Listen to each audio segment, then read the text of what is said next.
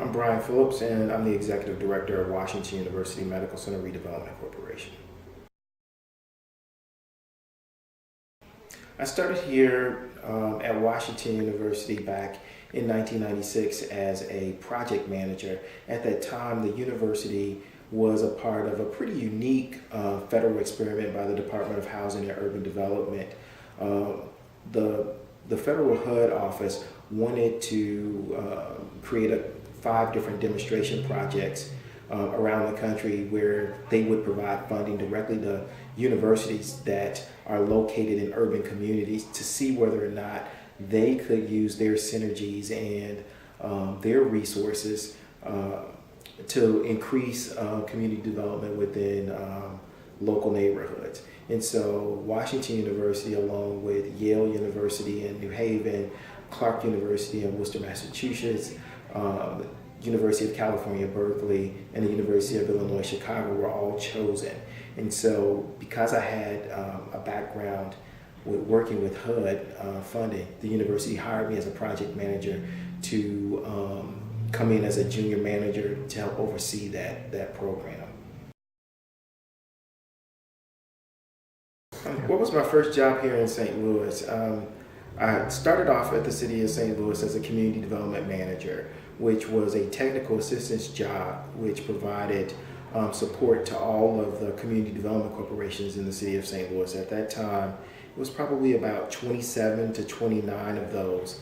I provided block grant monitoring, so I monitored the federal funds that they received. I was also there to make myself available to assist them with the various housing development programs that they were implementing at the time.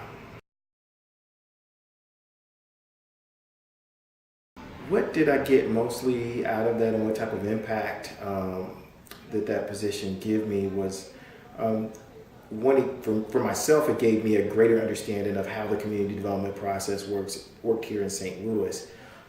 In terms of what impact that I had on that position, I hope that I was able to bring some additional knowledge to those different CDCs that are out there. One of the things that I noticed right off when I got here was that St. Louis was very unusual in that the vast majority of the CDCs were extremely small. And when you look nationally, these types of organizations, they tend to cover a larger geography and a larger population, whereas here in St. Louis, the CDCs tended to be individually neighborhood based, and most of the city of St. Louis neighborhoods have less than 10,000 residents in it, so that was pretty unusual. Throughout my career, one of my things that I've tried to focus on was try to make that infrastructure here a little bit more robust. And so one of the CDCs that I'm currently involved in, which is Park Central, is now one of those CDCs which covers a more traditional size population of several thousands or tens of thousands of people, and covers a large swath of the central city.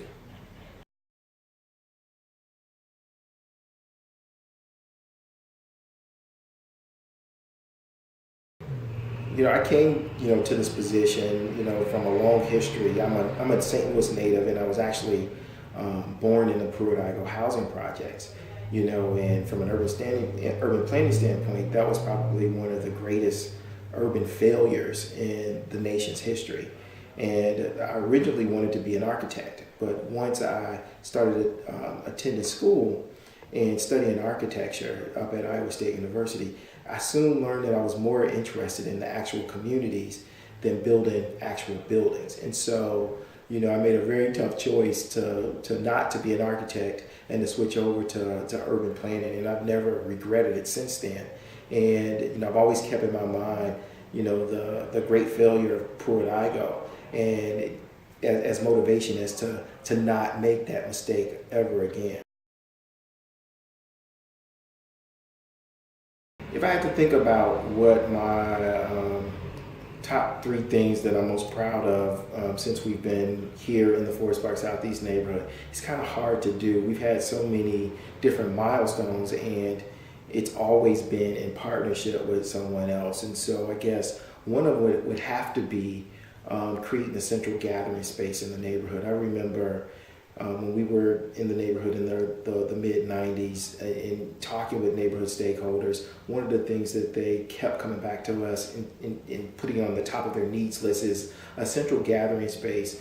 And that space turned out to be the Adams School and the attached community center, which we help fund the construction of and still support the operations of financially. And so that gave the neighborhood a local gathering place. I guess another great accomplishment that I'm really, really excited about, which is still an ongoing experiment, is the creation of Park Central, creation of a real neighborhood CDC that has the level of capacity to be able to deliver true neighborhood services over a wide geographic area that can be sustainably operated, over the years. And then I guess the third would be really the long-term revitalization and the renaissance that the neighborhood has experienced. Even when I come to work every day, it kind of strikes me the differences in what the neighborhood looks like than what it did back in the mid-90s. In the mid-90s, this neighborhood had one of the highest violent crime rates in the city. It had a high level of disinvestment in the city. We had lots of vacant buildings. There wasn't a lot of hope. And just this past year alone, in 2013, there's about $68 million worth of development happening in the neighborhood. And I'd like to say that our organization helped play a role in that with others that are out there through key partnerships.